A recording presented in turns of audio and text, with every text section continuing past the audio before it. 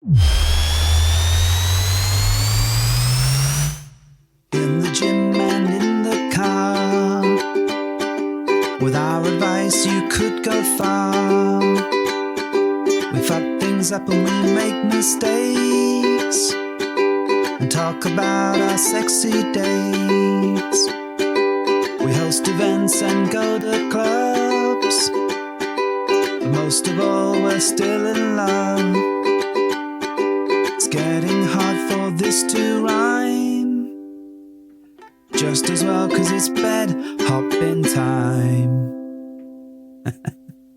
Hello and welcome to the Bed Hoppers podcast. My name's Mr. H. I'm Mrs. H. Thank you for joining us today. This is episode, and I wouldn't quote me on this, 154. Cool, sounds right. Sounds about right, doesn't it? Quite right. I've got no Finger idea. in the air, finger somewhere else. Finger where? Yeah, in the air. And this is about right. 154 episodes in. Feels about right. Feels about right. And it is time to explore some myths. Yes, We're myth gonna busting. We're going to jump straight into it. For Mrs. H is excited about this one. Oh, I'm allowed to be excited. Well, occasionally, yeah. So people have been talking to you, right? Yeah, I've been going on my usual little mission of ranting and people throwing misconceptions out and me going out on a limb to address those myths. Have you been like knocking on people's doors and be like, hello, I'd like to tell you about this great book of mine. You The sound like, Book of Lifestyle. you sound like Book of Mormon now. That was exactly where I was going with it. I'm Yes. glad that you reckon. But I sounded more like I was in some weird sitcom. You normally do. That's fine. Wow. But no, I have been defending the world that we inhabit in a good way because Defenders of the swing. yeah, well, I get really fed up when I get lots of myths and stereotypes thrown my way due to mainly lack of education around the subject. Yeah. And I appreciate it's not the sort of subject they teach you in schools. Great. Yeah. But media perpetuates these myths and stereotypes and it doesn't do us any good, right? So when you hear one come your way, you feel compelled to gently correct them. So, gentle listener, if this is your first foray into the magnificent, incredible world of swinging, and you've got, you just want to find out a bit more about it, and you've got some preconceptions, then this might be the episode for you. And gentle listener, if you've been around for a while and you just want to hear the sound of our voices, that's great. You'll win automatically by default in this one. And if you come for sexy stuff, you're probably not going to find it in this one, but not so much. hopefully we're going to have some fun and explore some stuff, and you can shout along with us in disgust at some of these filthy myths. Well, just like a little meander through some swinging origins and things as well, okay. because it's all really quite interesting stuff. You say that. Where things come from, I'm right? I don't know these questions. I don't know which myths you've dragged We'll up. prepare to be amazed. Mythically amazed. Mythically amazed. And prepare to bust some myths. All right. And yeah, let's just like take a little wander through the strange vernacular that exists around swinging. Well, busting does make me feel good. So let's go with it. Yeah, I'm going to ask you lay all it these down, things. Duff, with your first myth of the day. All right, here's myth number 1. Is this fact or fake? Okay. All right. Okay. You're always at wild sex parties. I wish. Isn't your life just one big orgy? It is not. In fact, I mean, I go to first. I mean, this is false. Clearly, I think a lot of people may like that, and for some people, maybe that is their approach. Where do you think this originates from? Why do I people think- have this conception that we're always at it like some Roman orgy? Well, when you think about swinging, I mean, what is it about? Part of it is about having sex with other people. And if people are so sort of into this lifestyle and singing its praises and always talking about it, yada, yada, yada, yada, yada, then you can only assume that they're always at it. I think that kind of, it perpetuates the myth because people in the lifestyle tend to want to evangelize it, to talk about it. I mean, to certain people, they don't always want to tell everyone about it, but lots of people feel like they've got this great discovery that they want to share with everyone. So, and immediately they go to one of two places. They either go to the, wow, look at this amazing sex party that I went to with all this stuff going on. This is the really good bit. Or you go to the, fucking hell, we had this terrible meet and this is what happened and it was a funny story. Okay. And I think, you're going to remember both bits because the funny story is oh shit, oh my God, how did you deal with that piece? But the other one is wow, that's a bit hot. Oh, that's quite sexy. And that stays in your head. So I think when you go and talk to other people, that tends to be the way the conversation goes. Once you've got past the initial sort of 101 questions about, how do you cope with jealousy? How do you do this? Who does what? Who sleeps with whom? How, are you in the same rooms? Are you in different houses? Do you just send your wife? All this sort of stuff. Yeah, so all that stuff. I think there is an element of truth to it. Like all it can good be myths. one big orgy if that's what you're looking for, and that's what you find. Some people's approach is very much to go out and fuck anything that walks and be in an orgy every single day, and they don't care about the relationships, and they don't care about the fun times and the networking and the great sharing of stories and all this sort of stuff. They just want to fuck people. But I think I am fuck a lot of fucktown. But I think the majority of swingers, certainly the ones that I have encountered and spent time with, enjoy the relationships, enjoy the friendships, enjoy the dynamics, the finding out, the telling of the stories, as well as the sexy times. And often it feels like the sexy times are just a bonus. Right. So maybe this stems from the fact that your unorthodox sex life is significantly different to that of your vanilla colleagues, maybe. Yeah, I think and the only way it can be different is that they're just having regular sex with just themselves now and then, maybe, or maybe more.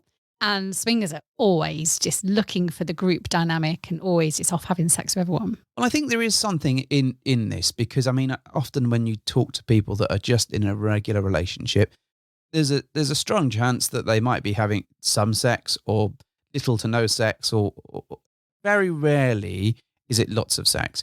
And one thing the lifestyle has done for us, certainly, and done to other people that we've spoken to, is that it can charge you up a little bit. It can make you excited. So actually, it's not always about the sex that you have with other people, but it's about how it inspires the sex that you have at home, your partner, assuming that you have a partner, because some people can do this solo. Okay. But I think it is about, people that tend to be in the lifestyle tend to have sex more with each other. Certainly from what I've observed, because not only are they going out and doing these sexy things and meeting sexy people, when you're talking about sex, when you're meeting people and talking about sex, when you're meeting other people and having sex with them, it can't help but inspire you and make you feel sexy.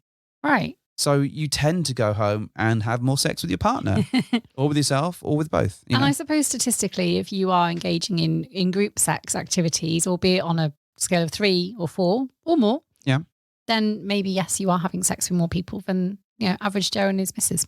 Well, yeah, because you've only got to have one orgy and you might blown them out of the water. You might have knocked already 5 or 6 sexes out in one go. So, I guess statistically that is accurate. I think this is mostly false, but I think there is a kernel of truth to it. And I think when you look at the truth element, I think many people see the lifestyle so much more than just orgies and gangbangs and whatever. But at the same point, those things do exist and people do go to them. Right. So, but not every weekend. So you can't completely bust the myth. There is an element of truth in there, but it's been wildly exaggerated maybe by media perpetuation. Yeah, I think so. I don't have the energy to go to 10 orgies a week. Wait, what? I've organised 10 for next week. If you've organised anything, I'll be amazed. I'm going to get you some Lucozade, some Red Bull, maybe some energy sweets. No, I know this is a lie because you'd never give me Red Bull. That is a myth. I'm not going to give you Red Bull. Because my heart will explode, right? It will. Exactly. Yeah. At an inopportune moment. Other energy drinks are available, apparently. No. Oh, maybe. But Prime stuff, I don't know. Optimus Prime. You don't know anything about energy drinks because you hate them all universally. I know nothing, Jon Snow. Well, that's true. Anyway, next myth. Next myth. Right. You swing because you're in an unhappy relationship. Well, this is 100% true for me. I mean, oh my goodness. No. Wow. Okay. Wow. Just wow. Wow. Gosh. No, this is not true. And I think one of the things I've sort of observed again is that for the most part, people are in pretty good relationships. And for it to be a long-term sustainable thing, I think your relationship has to be really rock solid and you have to be in it together. Assuming that you're doing this as a duo. You could be doing this as a trio or whatever, or as a single. But taking the duo approach, I think most folks, well, for the most part, it enhances their relationship. At least that's the gold standard of what it should be, right? It brings them closer bringing together. Something good to your relationship, not patching it up. I do think that it may bring a spark to a relationship that is lacking some spark. it can bring a level of excitement, of adventure, because not only are you getting to see other people, but you're going on an adventure together. Mm. And that is quite a powerful aphrodisiac, I think. Yeah. It's a powerful thing for your relationship, and it can charge you up. The flip side of that is, of course, that with all of these things, there is risk. And actually, you could go into this and be like, yay, this is going to be amazing. And it could destroy your relationship. Absolutely. Just as anything can destroy a relationship. But you see, there's a risk attached to most things that you choose to embark on, right? Of course. And it's a risk-reward thing. So I think you can often sort of approach this in several ways. I think if your relationship was failing, I have heard and spoken to people where it has saved their relationship, or at least extended it. And I think actually in one of his books, Cooper S. Beckett, on his Life in the Swing Set book, talks about his sort of failing marriage and extends that by a number of years by exploring the lifestyle together. Ultimately, that relationship does fade out. But equally, is that, if it extends a relationship, is it worth it? Is it worth a journey? It might be. And certainly it seems to have worked for him ultimately at the end. But I think I would say to most folks, I would say it is not a Band-Aid for a failing or ailing partnership, marriage, whatever you want to call it. And I think the reason I say that is because it exposes so much of your honest feelings about things. It exposes so much about your approach, and the way that you interact with other people speaks volumes about who you are. And sometimes your partner hasn't seen those aspects to you before. So actually, it can push them over the edge. It could very literally show the bits that they really didn't like about you, but just didn't know existed. So I would say it's not a Band-Aid for a failing relationship, but equally it can be a really good means of jump-starting a relationship or creating some excitement. But tread carefully would be my take on this. Could breathe some life into something that is fundamentally all there. It just needs maybe a bit of waking up. Yeah, and we've had guests on the show and friends of ours and stuff where they've found themselves in a bit of a rut and they weren't feeling the sexy times all the times. And this has created a level of excitement that has actually reignited their own sex lives. And I think that in itself is incredible because it means so much to you. It's brought people back together again, and it's helped, I suppose, reinforce those original bonds that were there and just needed a bit of a nudge again. Yeah, so my take would be, for the most part, false, but with a bit of truth to it. And it doesn't help, of course, that, documentaries about swinging, again, perpetuate that stereotype that swingers are dysfunctional in some way, which hasn't helped. I think the first TV show that we did, there was absolutely did that. It exposed people who were in dysfunctional situations, and it led us all to think that, everyone who does this must have an unhappy relationship or a broken relationship. The thing is, though, I didn't see it that way, and I think what the TV show was trying to do, at least I hope it was expose swingers as people that are genuine humans. And we all have our own pasts, our issues, our hurdles that we've had to overcome. And it does show that, anyone can be part of it. Problem is when you show that everyone has a hidden backstory that is traumatic or tragic in some way, that it does give you the context, it shows that, makes you feel that the context is about people being all broken in their lifestyle. And that's really not the case. People might be kinky. They might like fun, sexy things. That might be the thing that unites us, but there's certainly not a trauma that sits at the heart of all of us. Good. It's okay. Moving on to the next one then. All right. And this one has some facts in it too. So I'm going to ask you what your opinion is. Okay. And then I'm going to illuminate with some facts. All right. Hit me with your myth and stick. Okay. Don't you just wife swap? No, I don't. I got asked this recently. Okay. So you're a swinger. Don't you just swap wives? I think that is certainly, again, there is a kernel of truth to that as a myth. I think for some people that is their approach. But for the majority of people that we've met, that isn't their approach. I think, it dismisses the level of bisexuality that comes into play here, quite literally. I think it dismisses the friendships, the relationships, the adventures that you can create with other people. I think it breaks it down into a very basic, oh, right, you go off into a room with another dude and I go off into a room with another girl and then we meet back up afterwards and sit down and have a cup of tea and it wasn't that wonderful, chaps? Yeah, or whatever. It breaks it down into such a basic concept. And I think I agree. For me, there's so much more to it than just an exchange. It's, wives aren't a currency.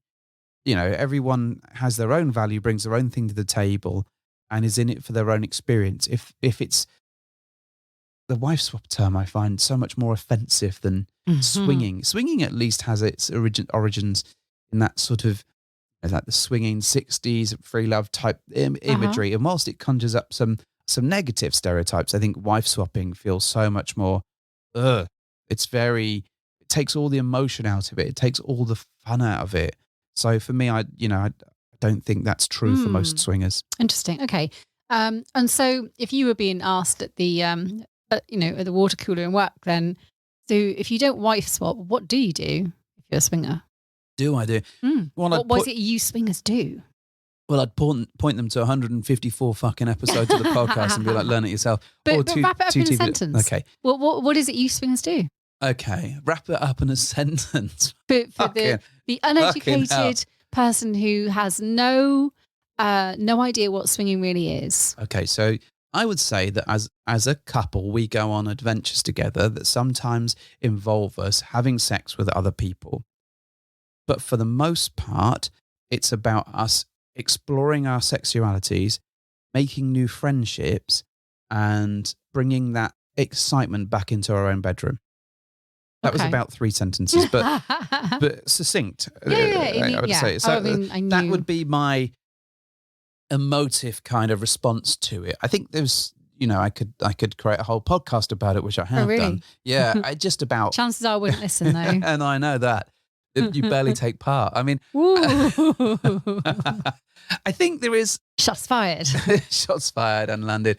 I think, the whole thing, if you were to explain it to people, me is for example, right, and before I babble any further, and there's going to be a lot of babbling in this whole episode, I think, when we went on the last TV show, in fact, both TV shows, we really wanted to highlight the fact that it wasn't just about us fucking other people. It was about the amazing, incredible friendships that we've made, about the adventures that we've had together, about the benefits it's brought to our own relationship, be that being charged in a sexual way, be that learning different things about each other, about letting you explore, for example, your sexuality, about letting me fuck other people. So there is that bit of it. But about all of this stuff wrapped up into one thing. And some of it is about a secret adventure. I mean, it's not so secret now because we've But it started off. But it started off as a naughty little secret, which was fun and exciting, and all of this stuff comes with it, And I think, as well as that, I think I can't understate or overstate, should I say, the value of the friends and people who are so close to us. There's people that we've met on the other side of the world that we still message pretty much every other day. Yeah. There's people that we speak to every day that, our friends have been, our lifestyle friends have become best friends, and I think that's the bit that gets left out. But it's a hard sell to do that. I think if you're trying to lure people in, you come for the sex, stay for the friendships, it's almost like, that sort of slogan, really. Come to our cult. Yeah, one of us. We're sex people. Have we told you about the good book? We're sex people. They're sex people, Lynn. Well, now we've established that we're not necessarily just sex people. Yeah, okay. We're not living out our lives in some Roman orgy. And actually, there's way more to swinging than just wife swapping. Yep. Cool.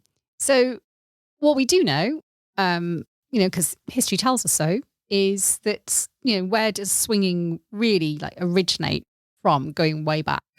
So we're not looking at literally what we're living today, but how did it all start? Do we know more? Is in the modern version or generally? Because I guess swinging as a concept. So if you go back into history, then there's been a variety of sort of points in history that have sort of where swinging or orgies or whatever have been acceptable, going back to Roman times and beyond. From a more modern perspective, my understanding is that it dates back to, I think, World War I, World War II, with Americans predominantly going to different camps. Yeah. And asking people to look after their wives. Yes. And by look after, I use that term with air quotes. Yeah. You call me a douchebag for using air quotes, but fine. And I believe this kind of is linked to the use of the pineapple as well. In that, and don't quote, I've read this somewhere. For the life of me, I don't know where I've read it. So I could be just perpetuating a myth that I made up in my head whilst drunk. But my take or my understanding of it is that with bases on Hawaii, where this practice occurred. In Hawaii, I believe the custom to welcome people into your home is leaving a pineapple on your door. And I believe that the way that the American GIs signified that they were part of this wife support network, for want of a better phrase, was to turn that pineapple upside down. And therefore, the upside down pineapple became a symbol of modern swinging. Initially, I guess it would have been in that wife swapping, looking after your wife piece.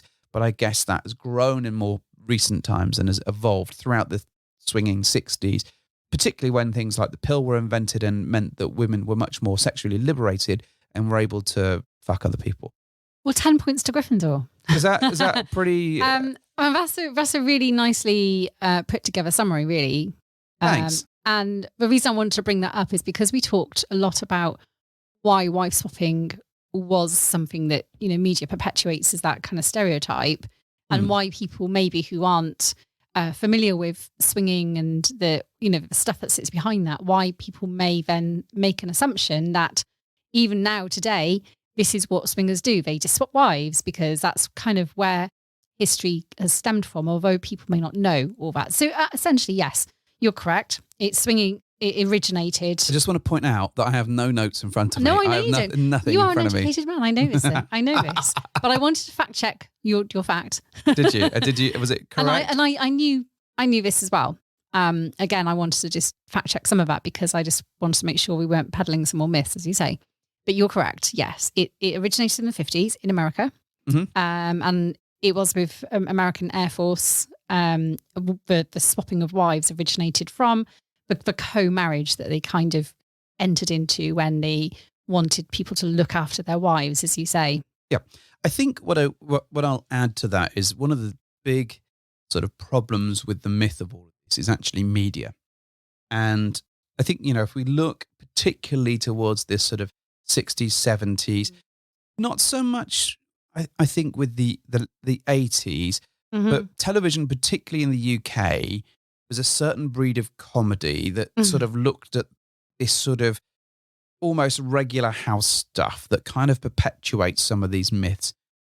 Things like Are You Being Served, Faulty Towers, things of that era, and perhaps a bit before, that kind of made a laughingstock out of swingers, which I think tainted a large chunk of the generation. So as us growing up, being brought up on many of those comedies, I think there's a line even in Stereotypes by Blur, wife swapping is the future, that it would suit you. Something to that effect. I think there is this sort of quintessentially British means of this whole thing. No, discounting the Americanism out of it, kind of it's come through in those sort of light comedies that have made a mockery of so many lifestyle choices, so many things like the LGBTQ plus community made a mockery of that. And race, and I think swingers, in a way, it's a choice in terms of the way that you approach your life. But along the fringes of those sorts of topics, it has been universally lumped in and laughed at. And I think if you look at a more modern equivalence, there's very few good swinger bits of media that I would recommend that aren't porny necessarily. So things like Playboy Swing, great as a sort of tool to, oh, look, there's some fucking going on, but also you might learn something. But actually as inherently porny, inherently porny, as a film or a TV show that talks about this, that shows the benefits in a really positive way, that shows perhaps drama, but that a positive outcome is possible. There's very, very few and far between. And even down to more modern films, there was a swinging film that was fucking terrible, Swinging Holiday or whatever it was, that we watched, and it was just awful. What I will say, actually, is that swinging seems to be taken slightly more seriously in foreign countries. So I believe we watched some films that are in French and some films that are Spanish or Mexican that actually tackle the topic, perhaps, still in a light-hearted way. So things like Game of Keys, it's not perfect, but it's certainly a much more positive look at things than the old school comedies that we've grown up with. So I think there is a general sweeping movement towards better quality stories, but I still don't think we're at a point where the media represents it as well as I'd like, so that you can watch and go, actually, this can be something that's beneficial. This can be something good, rather than something that's like a laughing stock. And also, I think sometimes, the TV representation of non-monogamy can, again, do it in a bit of a negative, toxic way, because what it can do is make a drama out of the things that can go wrong. It's not a bad thing to sort of showcase what can go wrong if you don't treat it with the credence it deserves, to make sure you do things right. But also, it's a shame, again, that the airtime it gets can be misconstrued as a negative thing because they're showing the bits that have gone wrong and creating the drama. Well, this is the thing. Half the stories seem to be couple tries swinging, couple enjoy. Well, they either enjoy it for a bit and then it goes wrong disastrously. One of them falls in love with somebody else. The relationship sort of goes wonky and they get back together again at the end, with a view of non-monogamy is absolutely locked away in a cupboard.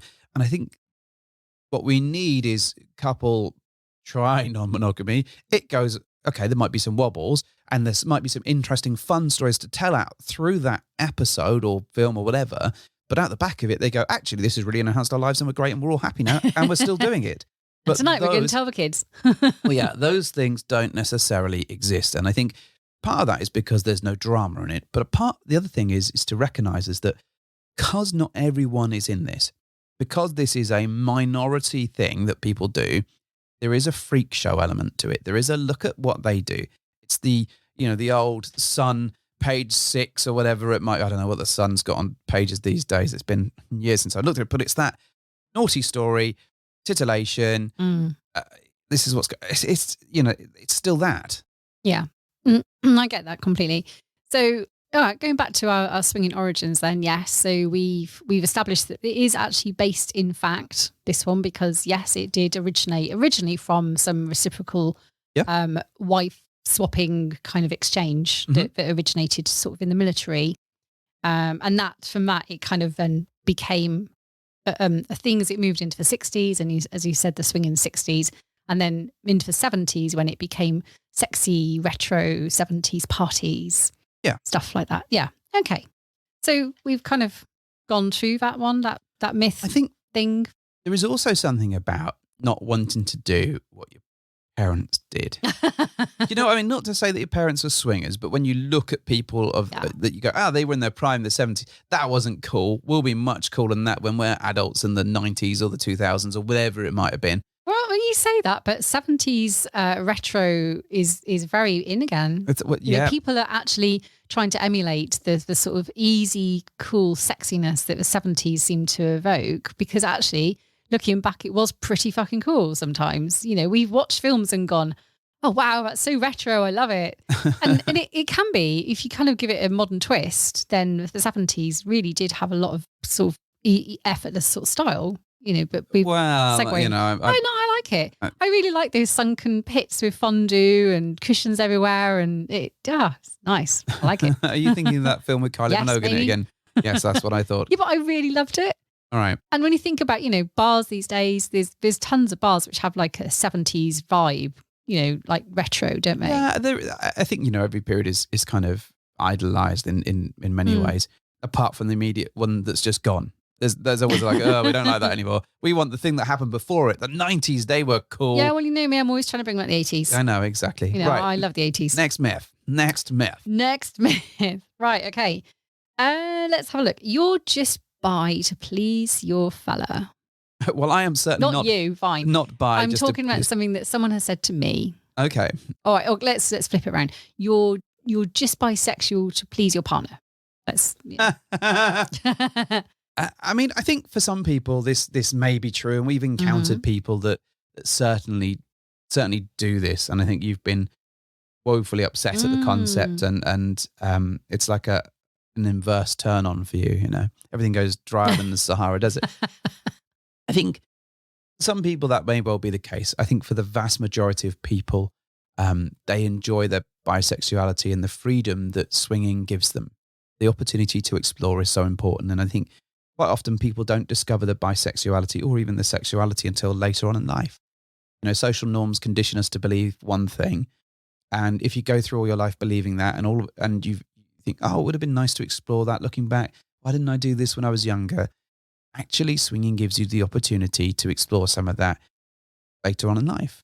Mm-hmm. And I think for many people, that brings them a huge amount of joy. And the amount of people that we've met that didn't realize that they might enjoy playing with other women if they're a woman, or guys that enjoyed playing with other guys until they've come into this experience is crazy. And I think without this, they might never have known. And that's really quite a sad thing. So, I think whilst that may have an element of truth, I think for the vast majority of people, this presents an opportunity to explore their sexuality and to see how they feel about interacting with other people. And I think that's absolutely fantastic. I wouldn't change that for the world. And I know that you certainly don't play with women to turn me on, because I get nothing from it. You sat there. You're more likely to go to a separate room and watch me do that. Well, I think this is almost true. It's like, you do go out of your way to watch it because doesn't really do anything for you. Nothing is happening to me, therefore I'm not interested. But there is a thing about that, and granted, there are not many people that are like me that get absolutely nothing from it. Often it is the women that don't want to watch their men playing with other men. I know this isn't true of you. You'd no, of course. give your right testicle for me to play with another man, which is a confusing statement in itself. Give your right testicle? No, they're staying firmly where they are. Thank you very much. But, I think often it is women watching their man play that they don't tend to like that so much. I'm not saying that's everybody. No. I know that's a sweeping generalization, but I'd say it's probably over 50% where the women don't really care for what the men are doing, which is probably why I reckon that you get so many hot wives, where the men get turned on about watching their wives do things or hear about them do things. But the vice versa tends to be a lot rarer, or a lot more rare. So I think, honestly, I think it's really helped our relationship, and that you've been able to explore your sexuality and have fun with ladies. I think it's irritated me in that I'm still waiting for you to finish with them before I can play with them. Like, it's like, come on, you've been playing Sonic the Hedgehog for 45 fucking minutes. It's my go now. Let me have a turn on the games machine. For lots of people, it's probably the same in that they enjoy their partner playing with somebody. They see it as an opportunity for them to explore their sexuality without breaking their relationship vows or contracts or whatever it is that they've got. So, yeah. I mean, what's your take? So, yes, I get extremely annoyed, vexed when people suggest maybe that I'm doing this as a people-pleasing move. Let's put on a show for our boys. Oh, my goodness me. Yeah. That's really insulting to not only the partner that I'm playing with, but me. Because, I mean, that's just a really selfish way of looking at it anyway. It's not even an authentic experience if you're going to be pretending to do something just so you're pleasing someone else. Yeah. It's just really not nice. And no, you're correct. It's not something that I would even consider. And I can generally tell if someone is not necessarily open to playing with someone of the same sex. Mm-hmm. And I would never ask them to do that if I didn't think they were comfortable with it. Except for me, where you keep pushing me up against penises just in the hope that I'll pop it into my mouth. Oh no, you tripped over a penis. It fell into your mouth. What's going to happen? I do not. I would never do that. No, I know. No. The amount of times I've woken up with a cock in my mouth with you standing there pushing it in there, though, is frightening. No, absolutely not. No. So yes. All right. We're going to explore a symbol. Ooh. I want to segue slightly. Yeah. So we've been talking about the 70s, and I think that's kind of where we ended the little swinging journey of origin. And so synonymous with the 70s is very much pampas grass. Is it? It is. Was it popular in the 70s particularly? Maybe. So I'm going to ask you then why you think pampas grass is something that people identify with swingers. I've never understood the pampas grass thing. It's beyond fascinating, isn't it? Where does that come from? I think maybe it comes from a certain style of house, or maybe there's a level of wealth or something associated with it. I don't know. Well, I knew a little bit more about it. Yeah, have you done you've done some basic research? Do you know what? It's actually really, really hard to find actual facts about it. Okay. Everything you kind of research about it tends to take you down this spurious pathway of, oh yes, if you've got pampas grass in your garden, it must mean you're a swinger. That's the article. Brilliant. Okay. But where does that come from? Why? It just seems to be this ridiculous, again, media fueled perpetual myth that that's what you did.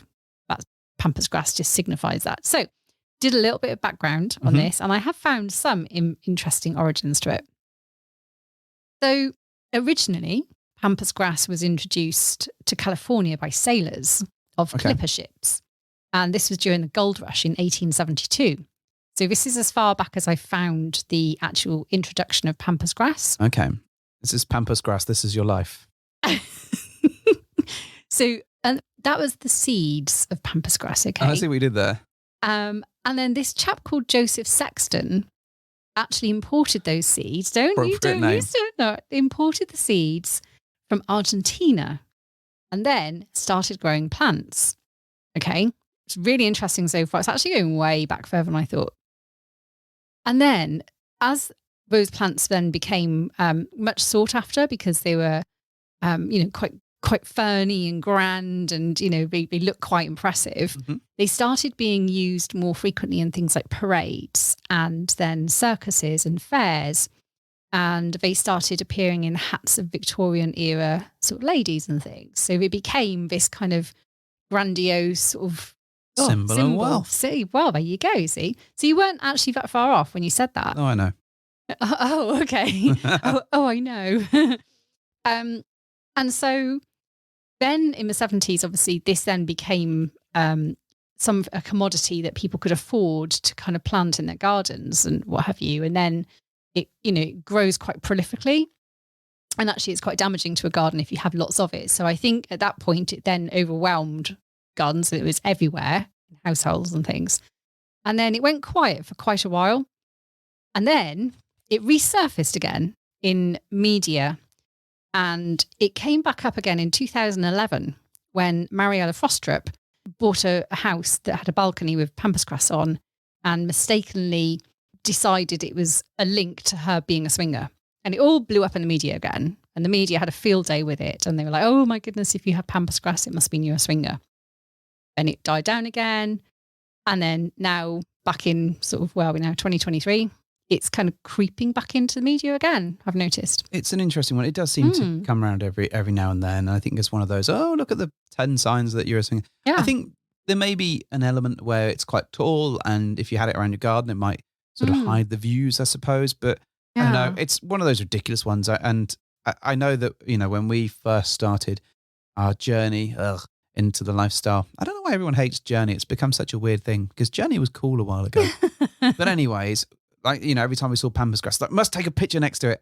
Look at us next to pampas grass. And then even though we didn't know much about non-monogamy as it stood, when we first started off on the fringes of all this, we did know what pampas grass meant because media tells us, pampas grass, swingers. It's always been something that you've said. So I think... But I haven't made that up. Again, I've seen it. This must come from some sort of light 70s comedy. I must be like 60s, 70s comedy because those things are in your brain from being a child. So I reckon that there must have been a joke about, I don't know, keeping up appearances. I know that's a bit later on or something like that. I don't know. And that's where you got it from. Anyway, next myth. Okay. Let's move away from pampas grass.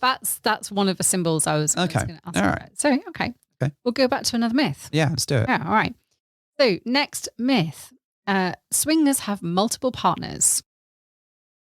Well, again, sweeping generalization, but this is, again, something that someone has said to me that struck a chord with me and said, you must have multiple partners then. Well, yes, technically, because But does it have to be? You could just have one extra partner. But then you've got multiple partners. You've got the one at home all right, and the other one. Many partners then. Okay, that's different. Many partners. Multiple is, Yeah, lots of partners. Use your language, dear. Use your language. And I think, that doesn't have to be true. I think it can be true. I think it depends on your approach, and everyone goes into this with a different approach and what works for them. And, like, now the world don't move to the beat of just one drum. And, what might be right for you may not be right for some, because it does indeed take different strokes. And I think this is the thing. Everyone has their own way of doing this, but sort of generally there's a couple of approaches to this, and that some people like to go in and go full on at it and fuck anything that walks, right? Mm-hmm. They're going to slip, trip and fall on a dick, and that's their thing. Other people like to build relationships and get to know people and have multiple visits and whatever with the same couples. Some people like to find new people every week. Some people don't even want to know your name. Some people like driving out into a field and turning on the headlights and opening up a window in a car. Feels horrible. Is that the noise they make when they wind the window down? Depending on what goes in your mouth. Not to yuck anyone's yum, but that is not for me. I think broadly, most people like to build relationships and like to have a connection and build friendships. Certainly within our sphere and experience, the people that we've sought out have taken that approach. But equally, we know of people that will do the dogging thing, or that will go to a club every night and just fuck anything, and that's what they want. So I mean, sometimes you're going to end up with multiple partners, and I guess it's that definition of, is that any more partners than you'd have if you were single? Yeah. For example, is that a bad thing? Is that a good thing? It might be that you just have, you find another couple and that's who you play with. Because you're comfortable, that's where your comfort line is. Or it might be that you go to a massive orgy and then you knock up the multiple partners in one night. And never again. And never again. So I think there is a truth to it. And again, I think people do, the chances are if you're swinging and in this lifestyle, you're going to have multiple partners. Whether you'd have many would be down to your approach, your availability, the childcare that you can get, the amount of money that you can throw at the problem, what you're prepared to accept, whether you're choosy, whether you're doing it for a connection, whether you fancy them, or whether it could be that your approach is 100% any hole's a goal. That could be your thing. And if that's your approach, then you're probably going to have many partners, or you're going to seek to have many partners. Whether you're successful on it is down to you. So I think there is more truth in this myth than most of the others. But at the same point, it wouldn't be the way that I would necessarily approach it myself. Equally, if you look at the amount of people that we've played with over the last year, it's not a super high number, but it's not a small number either. No. So I think my response might well be, okay, so what if I do have multiple partners? It's if I was single, I would still have multiple partners. Yeah. The fact that I'm in an ethically non-monogamous relationship doesn't make it a bad thing that I have multiple partners. No, I agree. There is the whole conversation about whether, what does it mean if you've got lots of people? Safe, as long as you're then safe, does it really matter? And you minimize your risks, you're probably safer than the people that are just having one night stands anyway, cheating or whatever it might be. So I don't think it particularly matters. But again, I think when you're looking at it from the average Joe Soap who's not part of this lifestyle, may have had some fun in their teens and has now settled down, it's a very different perspective, and it's not an immediate one that they're going to grasp unless you have a proper conversation about it. Yeah. All right. Ready for the next one? Yeah, go on. You're a swinger. That must mean you've all got STDs. I'm riddled, mate. Riddled. Next myth. Yeah, and I'm like Mr. Burns. I've got so many that you, sir, are correct. They keep them all in balance. I think I'm a walking petri dish. Again, I think this falls into very much two camps, and there are people that to which protection means very, very little. And this is one of the sad and awful things I think about the lifestyle. I think there are some that don't ask about your test dates, that don't get tested, that don't use protection, that go bareback, that spunk in other people, all this stuff. Morally reprehensible activities. I find this morally reprehensible. I agree.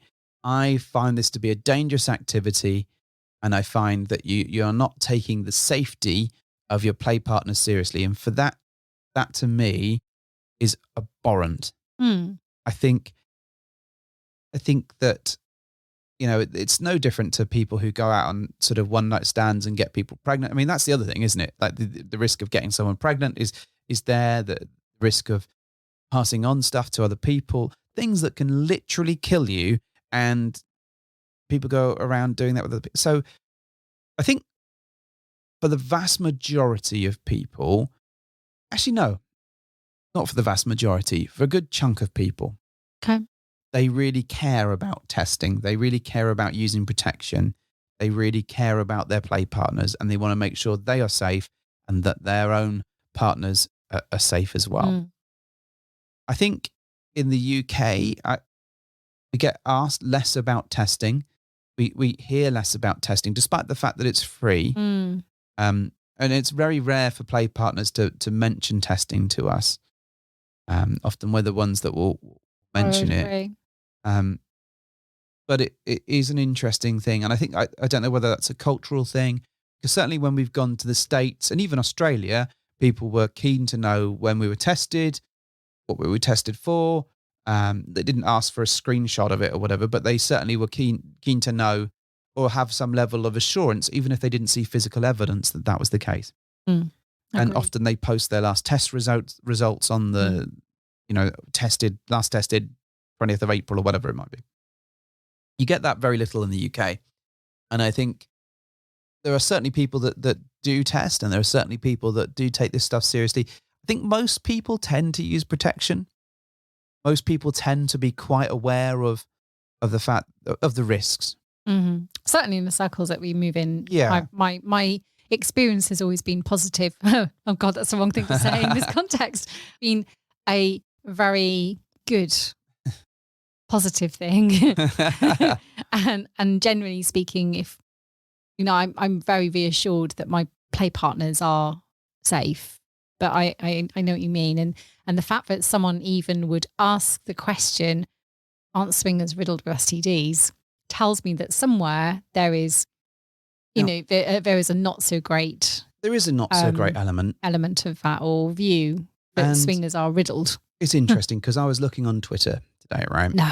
Yeah, I know. Surely it's me not. on Twitter. It's a rare thing. If you don't follow us, please come and follow us. It's Bedhoppers UK. Don't follow the fake account that we can't seem to get rid of. They're out there somewhere.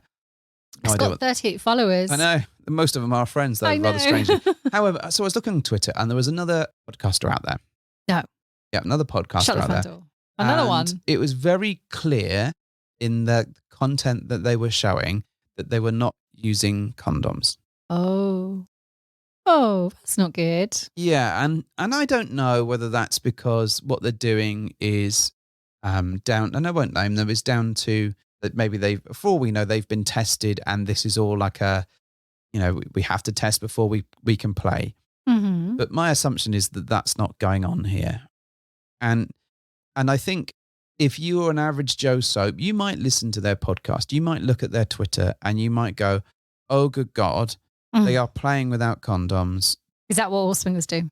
Is that what's acceptable? And to me, I think as content producers and as people that are helping new folks, and we, do help new folks, we get a lot of contact from people who are interested and want to know how to start and all this sort of stuff.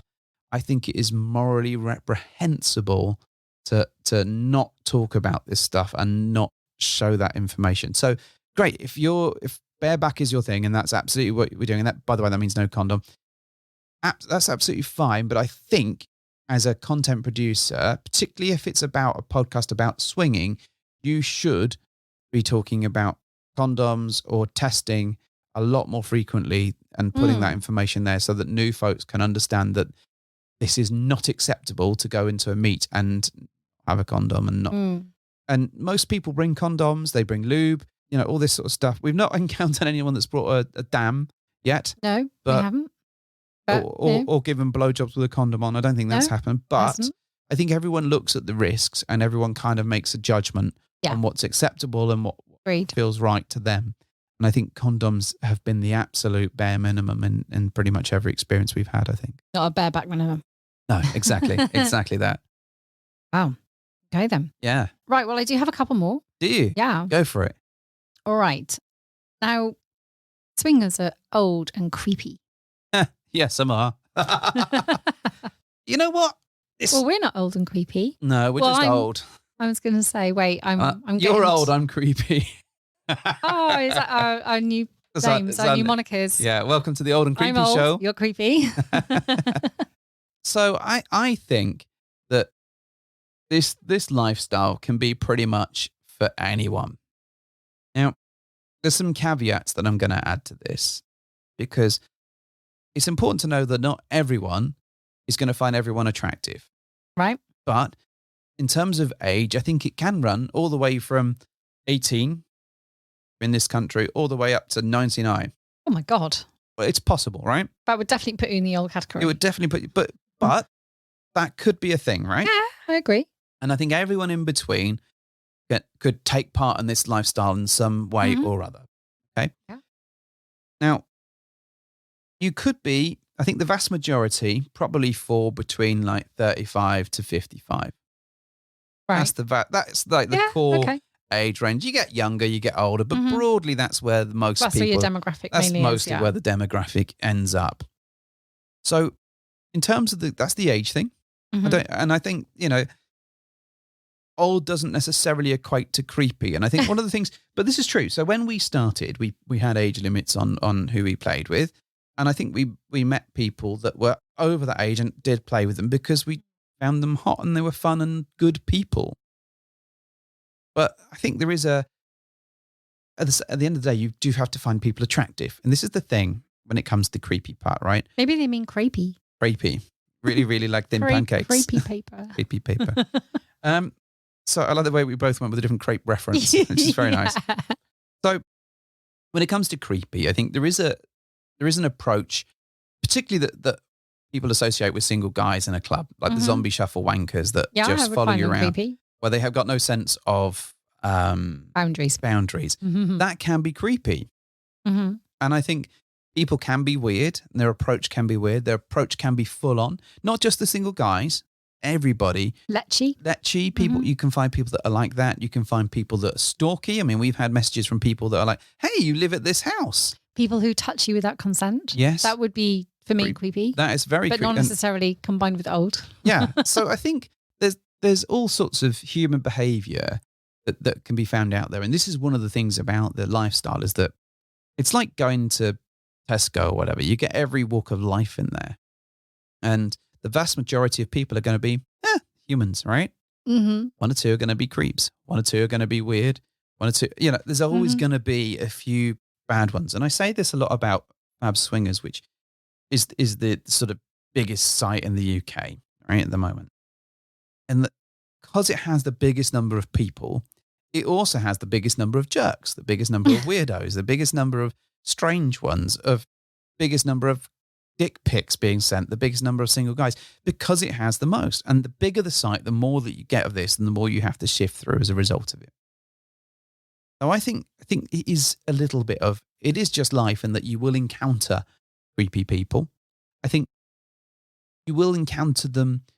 It depends what you consider creepy, but you can minimize your exposure to those people. So for example, on Fab, you can set various sort of settings on your, who can send you a message. You can choose the club nights that you're going to go to. I haven't found a creepy filter yet. No, but maybe if they're listening, they should put one in there. Maybe. Turn off creepy filter. Yeah, maybe. Or turn on creepy filter.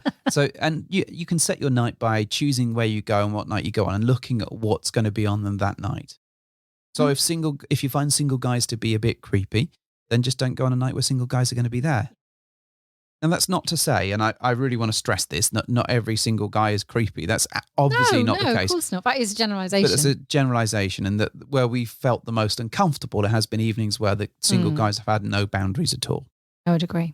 And that was in a club, and that wasn't measured in any sort of, they weren't controlled in any way, and they didn't have any expectations on how they should behave. What I will say is that good behaviour is recognised in the lifestyle. And I'm thinking if you behave like a good human being and you treat people with respect, you ask for consent and you're honest and open and genuine, then people will like you a whole lot more. And that's so much more important than anything else. Does that help? Yeah, it does. Thank you. So there's two more things I'm just going to ask you to give me some background on if you know. See what you know. All right. One of them I think you probably covered a little bit, but Where does the origin of the pineapple symbol stem from? Yeah, I believe it's the hospitality. The hospitality. Thing, right? It's the Hawaiian thing. It's it means like welcome to the house, or very like, hospitable. Very hospitable. And what if it's upside down in a trolley? In a trolley, it means that you're shit at packing trolley. Your shopping, really. Not me. I am expert. Yeah, I know, because I'm Tetris level. I'm not allowed to pack the trolley. No, you're not. I'm only allowed to hand and fetch the goods. I mean, if you had a pineapple in the shopping trolley, I would not let you pack that. No, I know you wouldn't. There would be a specific order to which you would put it in. Maybe that's how it happened then. Some unerring husband put it upside down in the wrong shopping bag. I think the thing is about the shopping trolley thing. I mean, initially, as I've said, I think it stems from Hawaii and the sort of traditional welcome to a house. Turning upside down was a symbol of being part of this wife support system. And I think people have said, hey, turn yours upside down and it'll be a thing. Much like the whole black ring. Someone somewhere said, hey, wear a black ring at some point. That's my second one. So you've just segued into that. I've just segued nicely into it. Okay, so the pineapple... So you can cover the black ring as well for me. I can cover both, yeah, why not? So the pineapple thing in supermarkets is just... And is it an extension then of just an urban Yeah, it's legend? an urban myth. And I think it's a bit of a swingers having a joke. And I think there is a... Turn it 3 degrees to the left. Yeah. Snip the first 3 leaves off. It is one of those things where I think the community is very strong and they like sharing pictures and they like having fun. And I think, the upside down pineapple is a symbol of this. Well, maybe you put it on your trolley. And then everyone seems to have adopted, especially in the last 3 or 4 years, the pineapple is the symbol of swinging. The international swinging symbol. It is. I think it is on everything, that's fine. It? And the curious thing is that pineapples seem to have become popular around about the same time. They really do. So it's easy to get hold of pineapple things. Yeah. So I think, there's probably like a marriage of convenience in this. If everyone went, right, okay, the international swinger sign is a leopard, it'd be, it'd be like everyone would be going, let's get some leopard print and let's get like leopards outside our house. It's just whatever. I mean, it extends to flamingos as well. Well, there's a little bit of stuff around. Not much, but it is a little bit. No. I think this stems from the sort of Miami flavor of sort of lawns and tiki and pineapple and the natural link to flamingos via that way. I think that's like, I'm calling bullshit on that. The black ring thing, I think a while back, someone tried starting this as a thing. Now, whether they started doing it as we're all on a cruise. If you're a swinger, wear a black ring. Probably a cruise because, you're in amongst people. You're in a group of people. And maybe some of you are swingers and some of you are not, whatever. Probably an interesting way to identify it. Or it will have been someone trying to make a fucking buck. Right? Like, hey, if we sold jewelry that identified you as a swinger, because there's tons of these fucking people out there, we've got a necklace with the swinger symbol on it. You could buy it too. And if you wore your swinger necklace, then everyone knows secretly, because not everyone knows the symbol, that you're a swinger. Oh, by the way, it's only $62.99 in 5 different installments, and you also get a copy of Wish magazine. I think it's a combination. It's got to be that groups of people tried this, or maybe like one localized club went, wouldn't it be great? It's like a pub conversation, right? Wouldn't it be great if we had a way of telling who was a swinger and who wasn't? We've got apps. No, not on apps. Just when you're walking around. But we've got apps. No. This would be great. It'd be something on your hand, like a bracelet or a ring. What if it was a black ring? Because black is, you can get a cheap black ring. And they went, cheap black and they went, but what about the apps? They went, no, ring, ring. And then someone else overheard and they went, necklace. And I think this is what happened. And then they were like, we could make some money from this. We could sell black rings. Because it's easy to get a ring cover if you want, or a replacement ring on the cheap if it's black, like some onyx. I don't know what's cheap.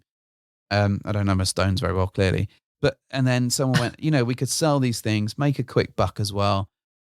Done. And that's what's happened. There's got to be that. Because there isn't.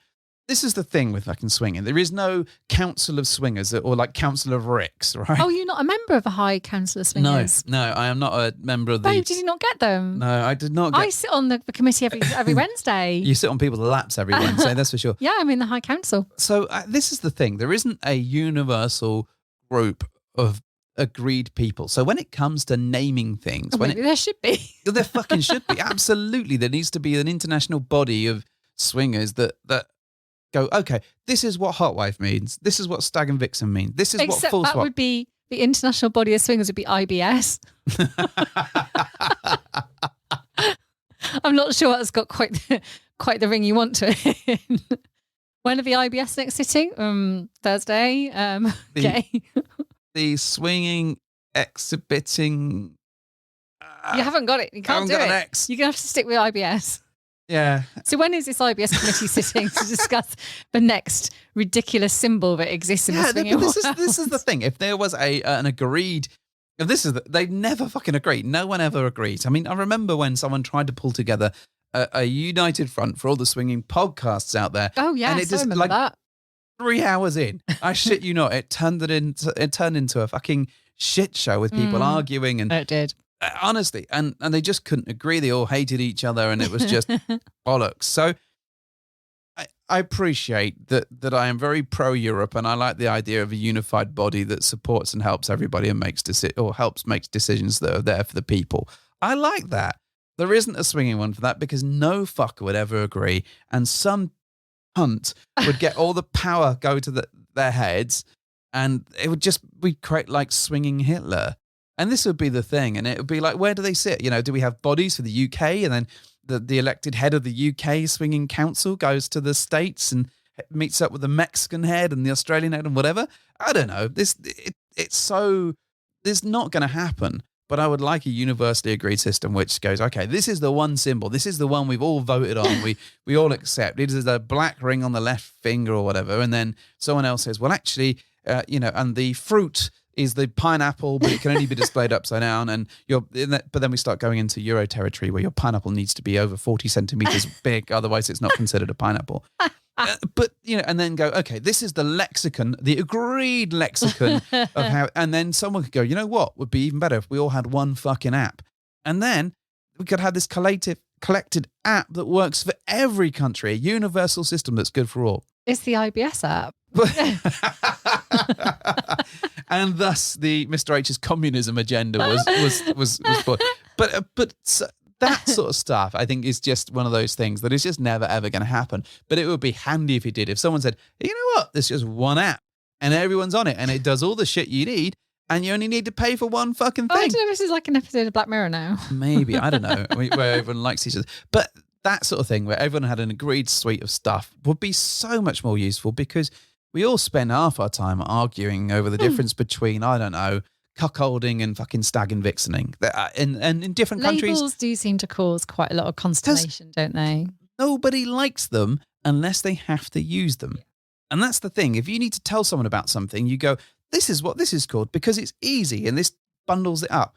But if you say, oh, you're a such and such, you're a stag and vixen couple, they're like, no, we're fucking not. We're this and this and this. We're stag and vixen with A, B, start, There's too many select shades of grey held within that. Of course there are. Of course, you can't pigeonhole people like that. And that's why my dream of the swinging utopia will never be possible. I was just emailing the IBS committee now. Oh, yes, I'm just going to see what they say. Okay. I shall lodge an application immediately to have an official national flower of swinging. Oh, good. An official piece of jewellery. Yep. Official grass. Maybe an official brand that you can stamp on people's arm when they join the swinging club. Card carrying member. See, again, right? What if there was a united club approach where you paid membership for like a Haven't you said United Swingdom before? Like, come on. Well, but you know what I mean? Like you paid for like one membership and that got you a discount into all the clubs. Rather than having like a Black Nando's card. Yes. I want one of those. Yeah, you don't get you might get food. But then everyone could there'd be like a standard. So every club had certain cleanliness, hygiene, and then food ratings and like a 5-star rating. Yes. Hygiene rating. Yes. This is important. These things need to be I've got a 5-star taco rating. Oh, I know that. Because taco is the international food of the swingers. Like, this could go places. This is growing some arms, some legs. It's honestly. basically going to be me yelling into a pit of darkness by myself, sat there going, "Why won't anyone join my club? Why won't?" Because it's called the IBS. Nobody wants to join that bullshit. It's shit, literally.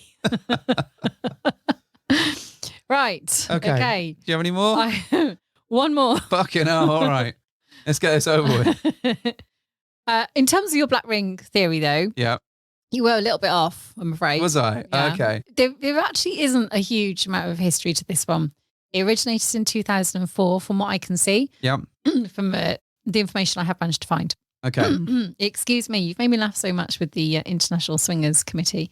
No, that's the ISC. That's a different. That's a different. You've created faction. A subgroup. There's another faction. There's a splinter group. Oh my god.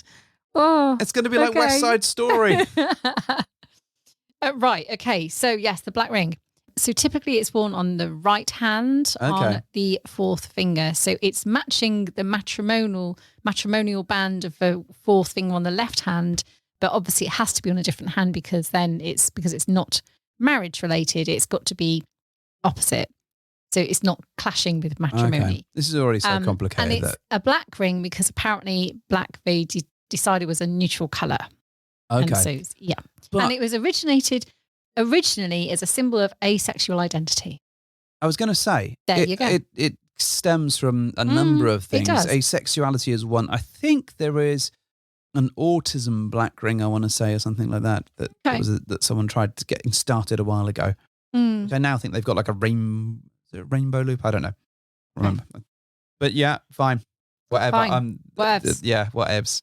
Everyone gets a Power Rangers ring and a Captain Planet ring. That's it. And a badge that says the IBS Society. Oh my God. That'll be it. You go up to people, shake their hand in a funny way, like a stonemason or whatever, and like, you remember the Dodgy Tummy Society? Wink, wink. I'm like, yep, I'm a member of the IBS. I'm the other IBS committee. What are you on the Canadian branch? Dear. So the last one. Yeah. Now, I don't have information about this because I cannot find any. Okay. So I'm opening this up. All right. Why does everyone chuck keys in a bowl? Where did the keys in a bowl actually properly originate from? Now, I know it's synonymous with some 70s stuff generally, where there's this, this myth that people went to parties in the 70s and chucked all their keys in a bowl. And it absolutely exists as a concept because people have done it. We know this because whether it's in jest or whether it's because it's on a TV show, just because they want to carry on with the myth that originated from somewhere. Okay. But I don't know what actually started that. Why? And this is purely my speculation. Yeah. So I think this probably happened at a party, right? Just a party somewhere, it probably right? Did, yeah. And someone they were like, okay, we want wouldn't it be cool if you didn't know who you're going to be partnered with? Wouldn't that be exciting? And maybe it's like a group, I don't know, of 8-10 people, whatever, and they all know each other and it's all cool. Let's just assume that's where it started, right?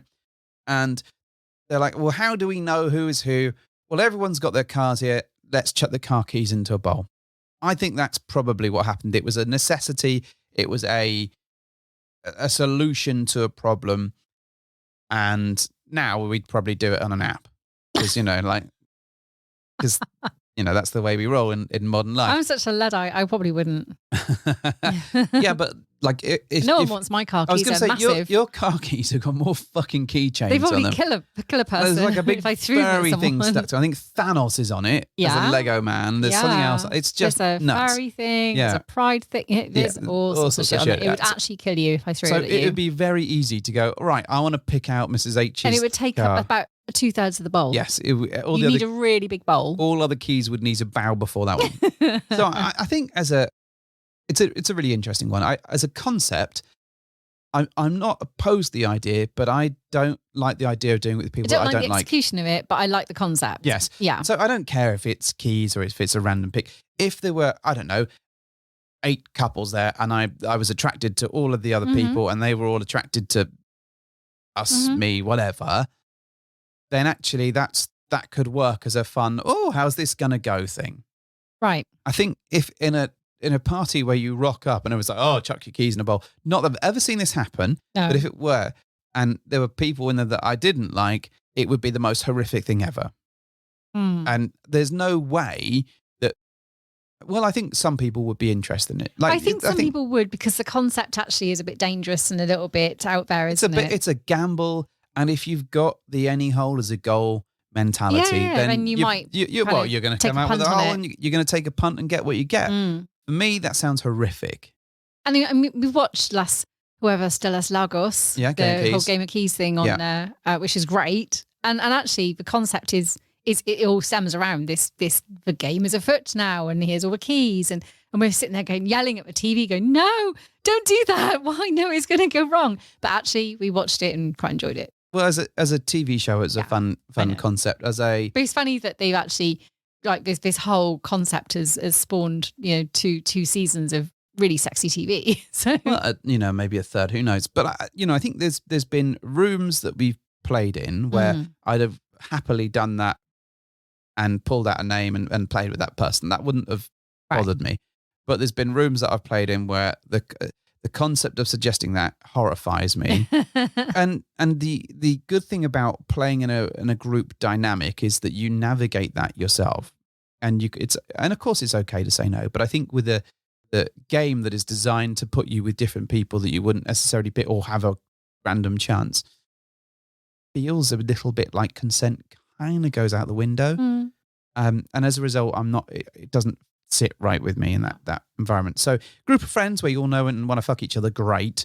But I've never really encountered it in the wild. No, we haven't actually. We poked a little bit of fun at it ourselves at a party once, and we all had a laugh. And someone gave us a bowl made of keys, which is amazing. It was very nice. It was very ornate. Yeah, I actually really like it. Yeah, very, very pretty. But I think I still don't know exactly if it actually does have an origin of sorts. I think it or if must. It's literally just been urban legend that's grown and grown. Like many urban legends, there's probably something that it stems from. There's probably one party where something like that did happen or something similar happened. I think it's the one that Kylie Minogue went to. No, it's not the one that Kylie Minogue went to. You totally would be doing that if Kylie Minogue had her keys in a bowl. Depends what the risks were. What are the other options you see? IBS is the risk at the moment. Yeah, exactly. She's a member of that committee as well. I bet she is. So I think, I've never seen it happen. It's a risky, it's a bold move, Cotton. Let's see how this pans out. I would say that it probably stems from risky business. I think this happened as a party somewhere, but it's rare for it to happen anywhere else. And I think it probably does happen, but I imagine it's very closed circuit groups rather than it being pure randoms turning up and seeing how it goes. That would be my take. All right. Right? Yeah. Are we done with myth busting? Yes. Busting. I am spent. Well, you're spent. I've done a lot of talking, so thank you, gentle listener. Yeah, you've heard me ramble on for a while. I thought you'd like an episode where you could talk. Or you, baby. Incessantly. Right, Mrs. H, then, since I have done all the talking, you can do the telling everyone about the 2 events that we've got coming up that they can buy tickets to. Shit, we have 2? Yes. Yeah, well, I know we have 2. I'm just testing you. All right, then. Yeah, we do. One of them sold. The duchy on the left-hand side. We've got 3. One sold out. It's our social. Yeah, so it's pointless telling. Yeah, but I want to brag about it. All right. We've got a social. We've got a social going on, and you can't come to it unless you've already got tickets because it's sold out. Yeah. Anyway. Brilliant. So there are 2 in July. Yes. One of which is on the 15th of July, and that is our Summer Nights. Summer Nights party. Yep. And that's at Penthurst Playrooms. And that is about 70% sold out at the moment. I think so. Yeah. And so you can get your tickets on Wanderlust Swingers website on Twitter. There'll be links on the show notes. There's links. What is different about this particular event? Oh, gosh. What is different about it?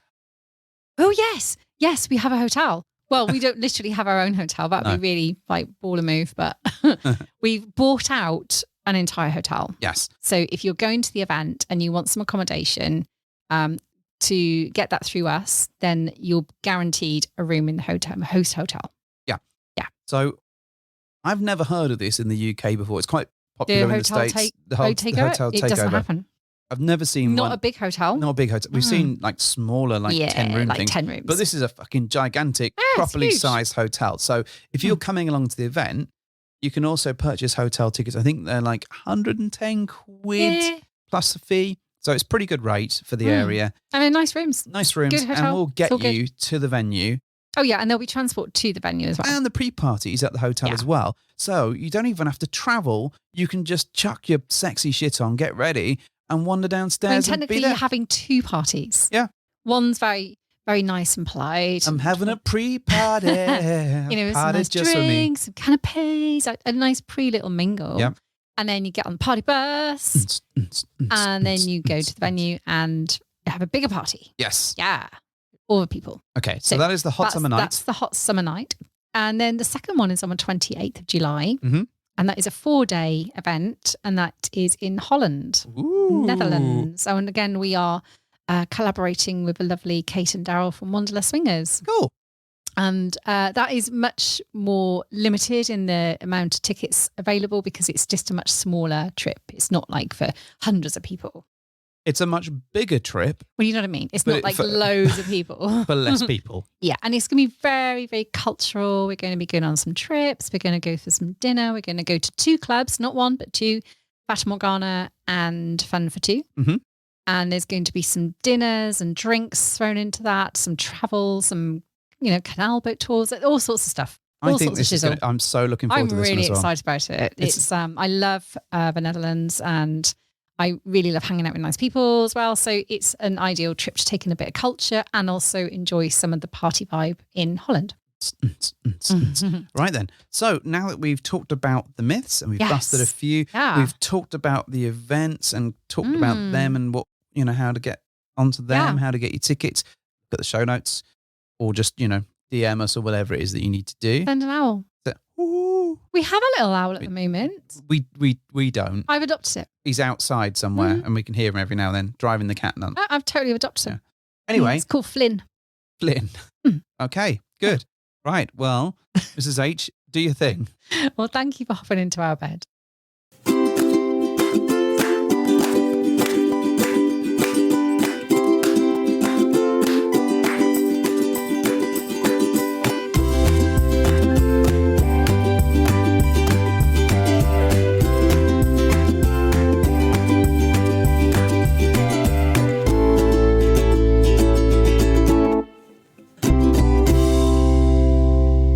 So Flynn's the owl. Yes. Don't laugh at me. And what does he sound like? Well, he doesn't talk. What does he make a noise? Of course he makes a bloody noise. He's been hooting for the last bloody week. Like what?